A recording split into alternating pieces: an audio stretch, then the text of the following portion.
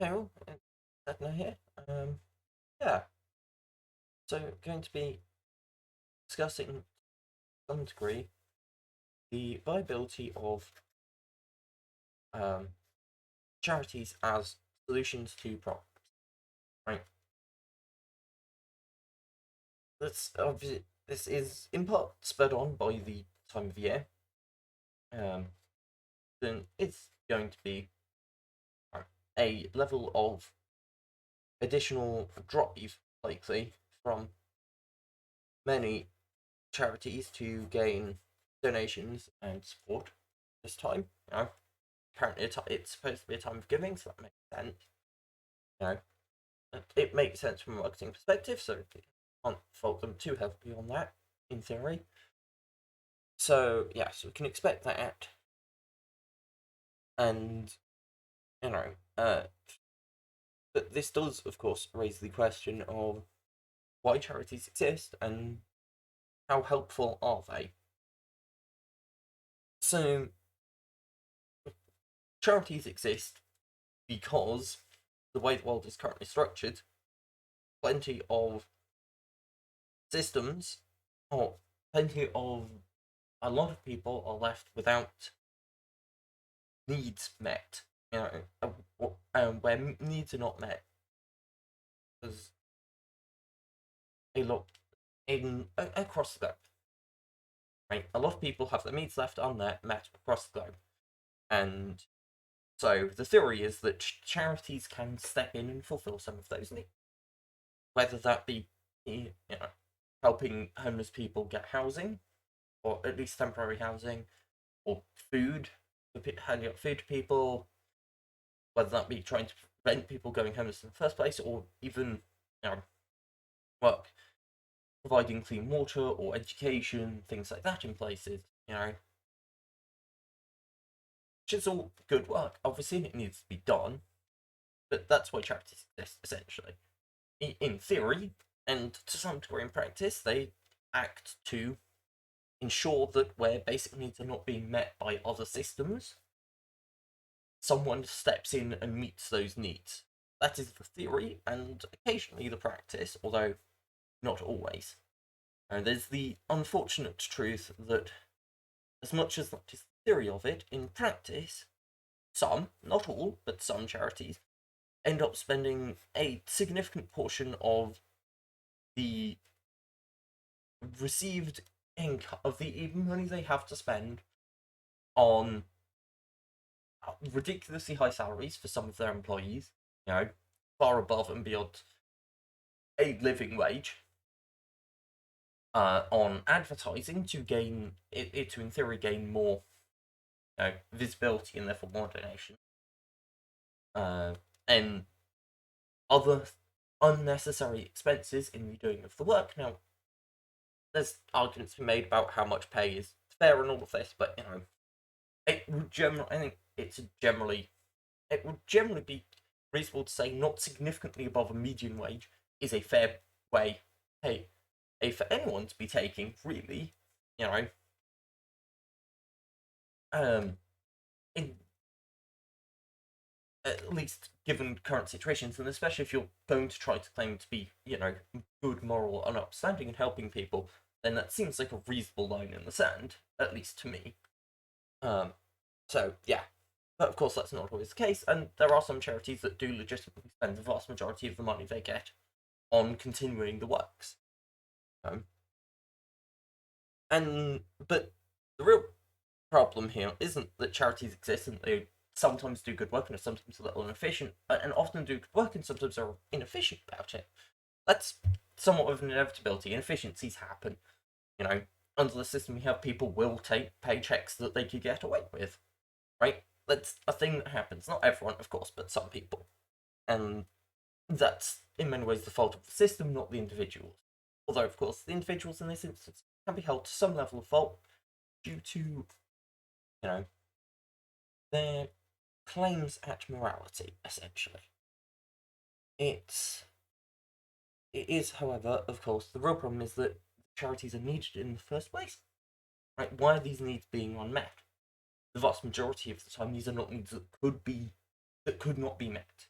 without, with a lot of the time, it would not even require significant intervention, realistically.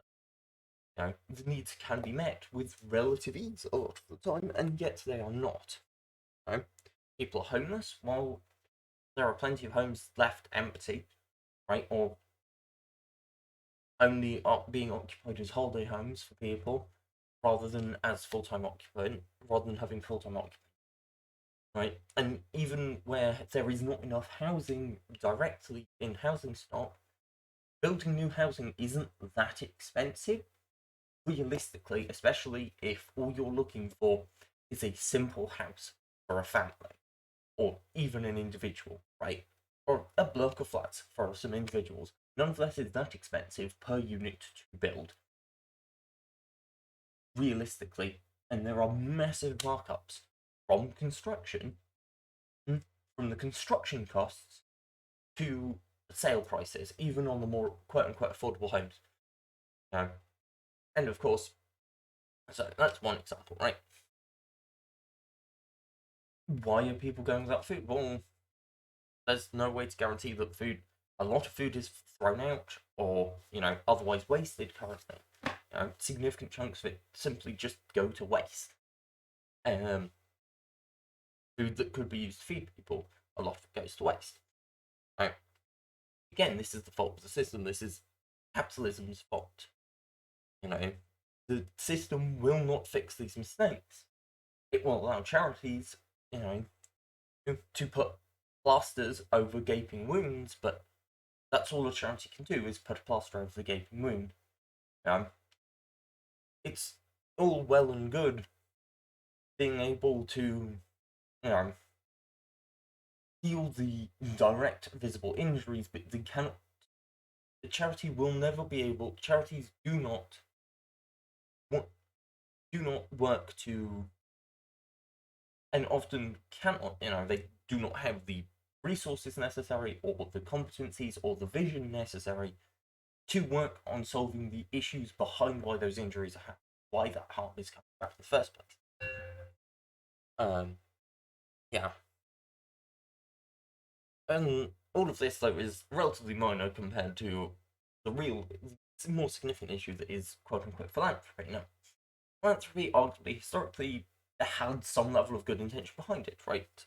The initial intent behind philanthropic actions was to ensure that children got an education, even from impoverished backgrounds. This was the work of the people who essentially turned,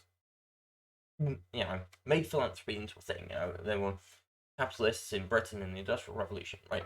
People who'd made a lot of money, building up the industrial base, owning factories and the like, and wanted to put some of that money to good causes, and the significant good cause a lot of them chose was, education for people, which is a good cause, certainly, and it certainly helped improve people's lives. But, what philanthropy does now is give good PR and tax breaks to the wealthy, and gives them more ways to talk to the levers of power that are not in their direct control. It's charities often have, especially larger charities and philanthropic organizations, often can get the ear of government, to some degree, which is somewhat understandable in theory, right? It makes sense. But this does also, of course, then mean that wealthy who are supporting those organizations, or even set them up directly, essentially have another way to get to the ear of that government. Less direct means, sure, than going and talking to them directly, but also one that is therefore less visible to the general public and less easily condemnable, right? But they can also then, of course, decide what issues are going to be fixed and how they're going to be fixed, at least to some degree, right? If you're providing 50% of the funding for an organization, or you set it up in the first place, you have a lot of say over what it does and how it does it. Even if you're not even if you don't theoretically have any control, right? You're not on the board, you're not making decisions, right? You don't work there. But that doesn't matter if, at the end of the day, most of that funding comes from you, right? It's very easy for you to quite quietly say, hey, I'm all for helping feed poor people, right? I'm all for making sure that people have food, but we're going to do this by handing out food to people, not by changing how food is distributed in the first place, right? What we're going to do is we're going to buy food from supermarkets and, set up a food bank, essentially, rather than making sure that food doesn't get thrown out from supermarkets in the first place, for example, right? You know, that's the intention there, essentially. It gives you a lot of control, and it also helps paint what people view as moral, right? Because charitable causes are often viewed as good moral causes just by default, right? That's how it works, right? People think of charities as good, and a lot of the time they are good, or at least trying to do good, even to limited capacity. So then, by having control over what some charities do, you control what people view as morally good to some degree. And this all culminates essentially in that you end up with philanthropists having an awful lot of control over a significant portion of public perception of, both of themselves and of what is generally morally good, and for relatively little outlay financially compared to other marketing options, which makes it very good for them, and it gives them other ways to help gain access to government and the like, essentially. Well, now, of course, one of the more egregious examples recently of philanthropy and how it's a particularly, you know, cruel, it's particularly insidious often, is, I don't know, obviously this is going on YouTube, right? So at least some of you will be, some of the audience, I'm sure, at least will be aware of everything that's been going on with Mr. Beast. And we've not followed the whole story, we don't know everything that's going on, right? But it's quite a good look at someone who has obviously grown incredibly wealthy, right? And has a lot of controversy around the treatment of employees and contestants on game shows and the like, right? To what degree that's true, we cannot say, although we generally believe the people, the contestants on the game shows over Mr. Beast, right? When they say they weren't being provided food, water, medication, sanitary products, this sort of thing, we go, okay, yeah, that's probably true. We're going to believe them on that until evidence comes out otherwise, essentially, right? We're going to believe the victims in this instance, which is generally a reasonable course of action. Believe the victim. But that's just one example. Obviously, and a lot of how he got his audience, he built his wealth was on, giving people things, right? Bigger and bigger and more money and larger and larger projects, right? We've seen, whilst at the same time continuing to, treat employees poorly, arguably treat him, allegedly treat employees poorly, allegedly protect sexual predators. Now, this is alleged, and we are keeping it alleged. Allegedly treat contestants poorly, from pretty much every walk of life of contestants. Allegedly rig games, although, recreating the Squid Games as the show depicted the game, rather than, essentially, right, completely missing the point that it was criticizing exactly the thing. It was criticizing the game and how the structures that be in the world would allow for a game like that to exist. But, whilst at the same time, and of course, there's the whole Lunchables thing with food being, rotten, apparently. I mean, sure, we're not going to put preservatives in food. Yeah, but okay, great.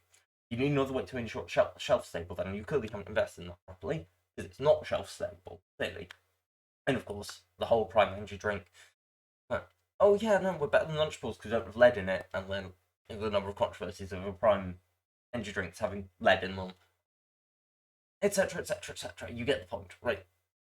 Whilst at the same time, but he gets away with a lot of this because to people who only look at what he posts on YouTube, what you see is someone theoretically at least doing good works, right? Restoring people's eyesight, putting wells in village, ensuring people have access to clean water, giving money to people who need it. But that's a way of getting an audience that think you are really good.